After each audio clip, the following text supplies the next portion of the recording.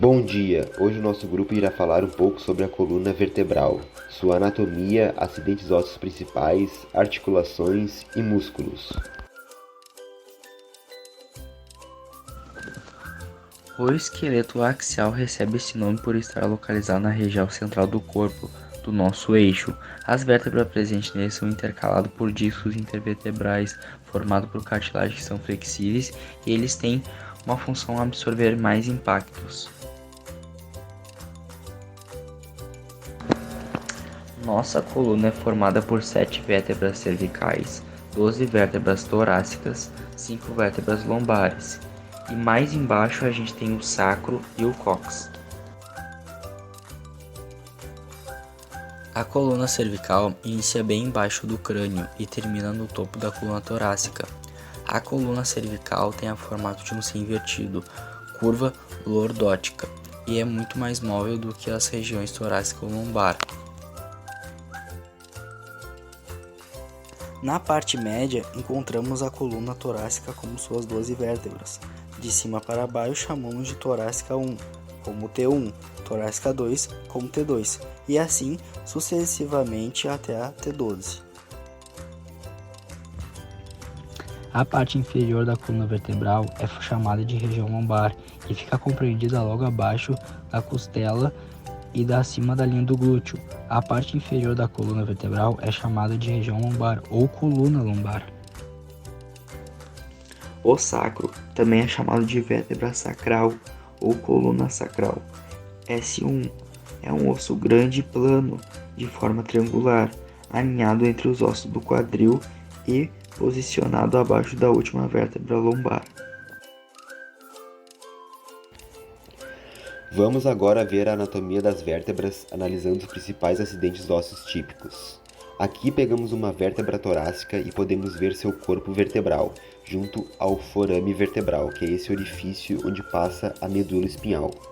Acompanhado também dos processos transversos, que são essas estruturas no lado esquerdo e direito. E na parte de baixo temos o processo espinhoso. Os processos espinhosos e transversos são locais de fixação dos músculos profundos do dorso, servindo como alavancas para os movimentos da coluna. Todo esse conjunto forma o arco vertebral, que é separado por regiões. Temos a região que une o corpo vertebral ao processo transverso, que é chamado de pedículo, e a região que une o processo transverso ao processo espinhoso, que é chamado de lâmina.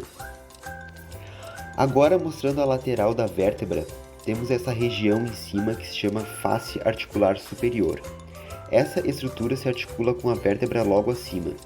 E embaixo temos a face articular inferior, que irá se articular com a vértebra logo abaixo. Esses são os principais acidentes ósseos. E lembrando que cada vértebra, dependendo da região, terá corpos vertebrais maiores, que é o caso das vértebras lombares, ou corpos vertebrais menores, que é o caso das vértebras cervicais. A região lombar tem corpos vertebrais maiores, justamente para aguentar o peso do corpo, visto que a carga que ela recebe é muito maior do que as vértebras cervicais. O sistema de ligamentos da coluna vertebral, combinado com os tendões e músculos, fornece um suporte natural para ajudar a proteger a coluna de lesões. Os ligamentos auxiliam na estabilidade articular durante o repouso e movimento e ajudam a prevenir lesões por hiperextensões e hiperflexões. O ligamento longitudinal anterior é uma faixa de tecido conjuntivo que vai da primeira vértebra e da frente da base do crânio até a frente do sacro.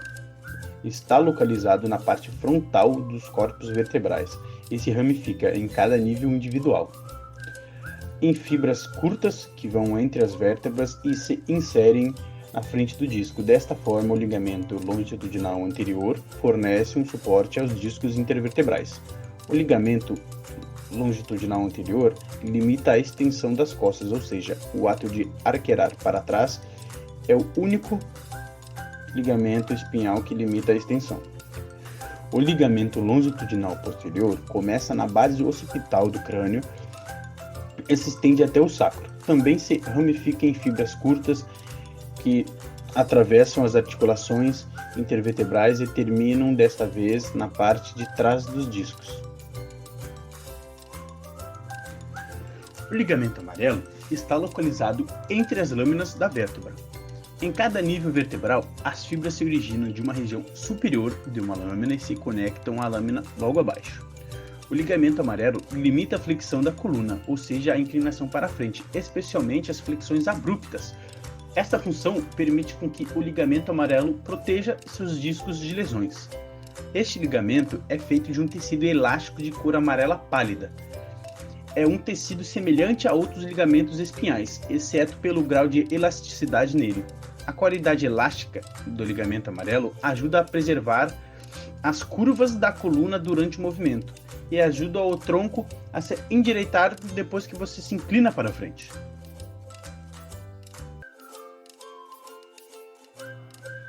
Localizado nas costas, o ligamento supraespinhoso é uma corda forte que conecta as pontas dos processos espinhosos, do sacro até a vértebra cervical C7, em direção ao pescoço, e funde-se com o ligamento da nuca. Os ligamentos interespinhosos conectam todo o processo espinhoso cervical. Cada ligamento espinhoso começa na raiz do processo espinhoso e se estende até a ponta. O tecido conjuntivo que compreende o processo interespinhoso é muito mais fraco do que o supraespinhoso. Os ligamentos intertransversos vão de um processo transverso superior, ou seja, regiões laterais das vértebras, de uma vértebra para o processo transverso da vértebra abaixo dela. Os ligamentos intertransversais conectam esses processos e ajudam a limitar a ação de flexão lateral. Eles também formam uma espécie de fronteira entre as vértebras na frente e os anéis ósseos da parte de trás das vértebras. Quanto à força dos ligamentos intertransversos, no colo é constituído por fibras dispersas do tecido conjuntivo. Na região lombar é muito fino. Na área torácica, os ligamentos intertransversos são mais resistentes e fibrosos. As origens dos músculos espinais são espinal da cabeça, processos espinhosos das vértebras C7 e T1, espinal do pescoço, processos espinhosos das vértebras C7 e T1, ligamento nucal, espinal do tórax, processos espinhosos de T11 e L2. O grupo de músculos eretores da espinha percorre todo o comprimento da coluna, paralelamente à coluna vertebral, ocupando a camada intermediária dos músculos do dorso. Possuem inserções no crânio, nas vértebras cervicais, torácicas e lombares, no ilho e no sacro.